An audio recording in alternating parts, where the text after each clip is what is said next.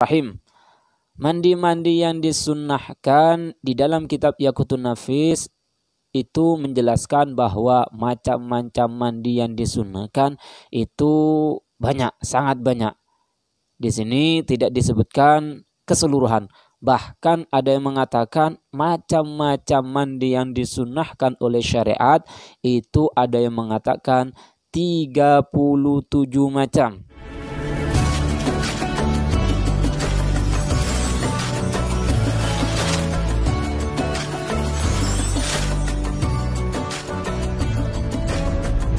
Assalamualaikum warahmatullahi wabarakatuh.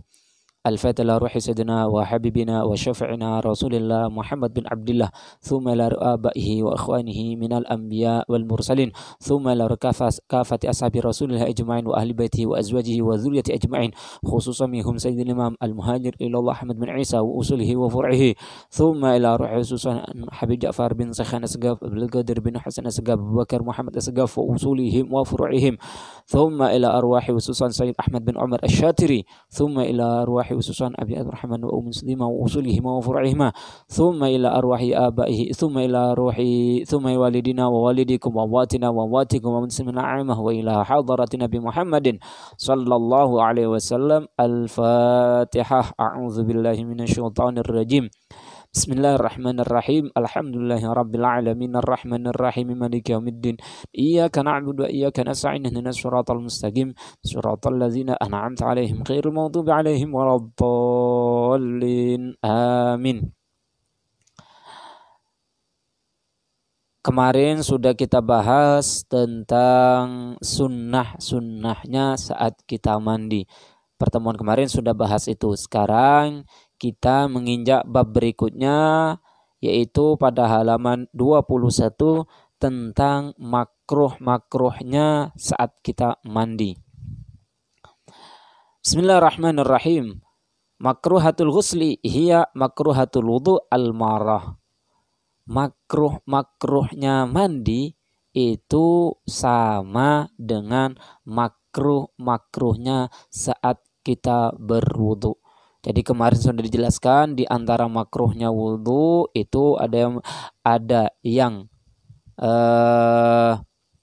meninggalkan tayamun, meninggalkan kanan dulu baru kiri dulu baru kanan, itu makruh. Begitu juga dalam mandi. Kita tidak terlalu panjang lebar tentang makruhnya mandi karena sama persis dengan makruhnya kita saat berwudu. Kita menginjak bab berikutnya, yaitu tentang macam-macam mandi yang disunnahkan. Bismillahirrahmanirrahim. Aghsalul masnunah katsirah. Minha ghuslul jumu'ah wa ghuslul idain wa ghuslul ghasilil mayyit wal ghuslu lil istisqa wal ghuslu lil khusuf wal kusuf wal islamil kafir wa ifaqatil majnun wal mughma alaih walil hijamah walidukhulil masjid walikulli lailah min Ramadan. Bismillahirrahmanirrahim. Mandi-mandi yang disunnahkan di dalam kitab Yaqutun Nafis itu menjelaskan bahwa macam-macam mandi yang disunnahkan itu banyak, sangat banyak. Di sini tidak disebutkan keseluruhan. Bahkan ada yang mengatakan macam-macam mandi yang disunnahkan oleh syariat itu ada yang mengatakan 37 macam. Namun dalam kitab Yaqutun Nafis ini disebutkan sebagian. Minha, di antara macam-macam mandi yang disunnahkan adalah ghuslul jumu'ah, mandi di hari Jumat. Jadi di hari Jumat kita disunnahkan untuk mandi. Akan tetapi ini bukan semua orang yang disunnahkan. Ini yang disunnahkan hanya orang yang hendak melaksanakan sholat Jumat. Dari kapan waktu masuknya? Masuknya kita disunnahkan untuk mandi yaitu min tulu'il fajri shadiq, dari subuh. Jadi subuh kita mandi dan diniatkan untuk untuk mandi sunnah untuk menghadiri sholat Jumat, kita sudah dapat kesunahan tersebut. Kemudian yang kedua daripada sebagian macam-macam mandi yang disunahkan adalah ghuslul idain, mandi di hari 2 hari raya Idul Adha maupun Idul Fitri. 2 hari raya Idul Adha dan Idul Fitri itu sunnah.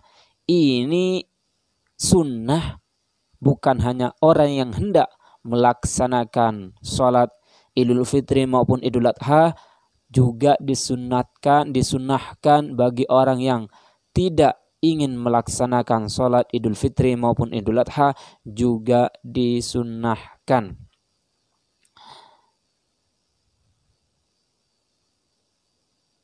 Kapankah masuknya? Masuknya untuk mengerjakan kesunahan mandi untuk Idul Fitri maupun Idul Adha, yaitu min nisfil lail, dari pertengahan malam. Yaitu seandainya kita mandi sebelum subuh pun kita sudah mendapat kesunahan tersebut jika mandinya diniati.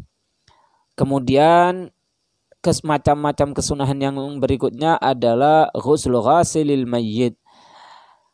Setelah memandikan jenazah, kita yang memandikan ini maka disunahkan untuk mandi terlebih dahulu.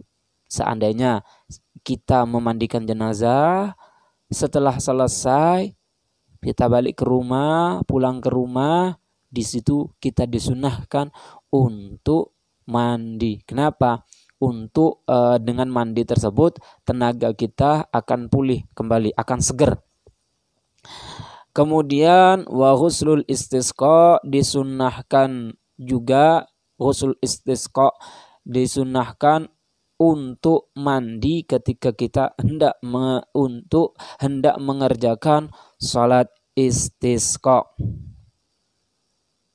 Kemudian wa ghuslul khusuf wal kusuf. Kemudian macam-macam sunnah mandi, yaitu ketika kita hendak mengerjakan salat gerhana, baik gerhana bulan maupun gerhana matahari. Kita disunnahkan untuk mandi terlebih dahulu. Kapankah waktunya? Yaitu waktunya ketika awal daripada gerhana bulan maupun matahari hingga usainya gerhana bulan dan matahari. Itu hukumnya adalah sunnah, jadi sunnah kita mandi. Kemudian wa islamil kafir, Islamnya orang yang kafir. Ada seorang yang masuk Islam, ketika sudah masuk Islam dia disunnahkan untuk mandi terlebih dahulu. Kemudian yang berikutnya adalah wa ifaqatil majnun wal mauma alaih, sembuhnya atau sadarnya dari gila ataupun dari pingsan. Jadi kalau ada seseorang yang gila kemudian sehat, sembuh dari gilanya tersebut, ketika sadar dia disunnahkan untuk mandi. Begitu juga ketika seseorang sadar dari pingsannya juga disunnahkan untuk mandi. Kemudian yang berikutnya wal hijamah, bekam, cantuk. Ketika kita selesai bekam, kita disunahkan untuk mandi terlebih dahulu. Hukumnya hanya sunnah.